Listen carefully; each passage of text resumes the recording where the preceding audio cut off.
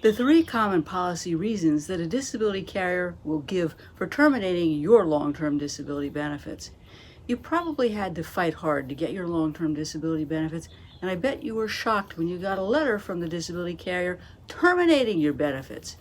There are three policy reasons that the disability carrier might cite as a reason for denying your claim.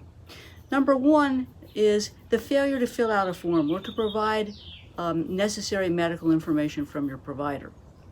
Under the terms of most disability policies, you have the burden to prove your entitlement to your disability benefits, and you have a duty to cooperate. That means that when you get all of these forms to fill out, such as activity of daily living forms, you have an obligation to complete those forms, and you should obviously do so accurately and completely.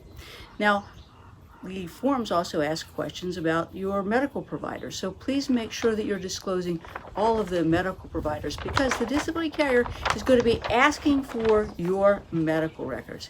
Now, they're also going to be giving you attending physician statement forms for your physicians to complete. And if you or your physicians don't complete these forms, that can kill your disability insurance claim.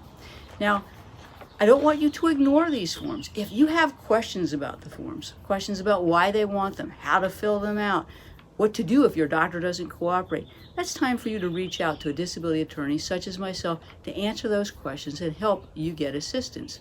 Now, the second reason that a disability carrier will cite as the basis for a denial is a change in the definition of disability under the terms of your policy.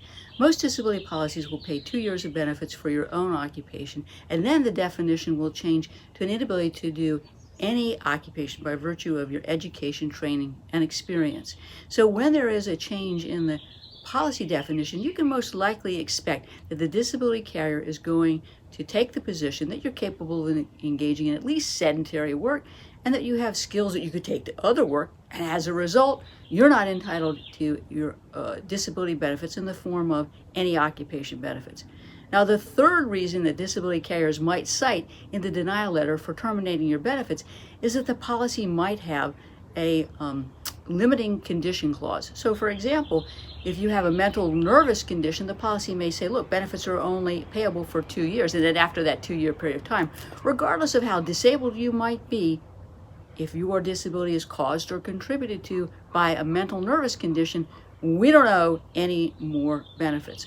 Or there might be a subjective medical condition clause in the policy that says we'll just pay benefits for 2 years for subjective medical conditions like migraines, fibromyalgia, back pain without objective evidence. So there are a number of policy provisions that in and of themselves can result in a claims termination or a claims denial.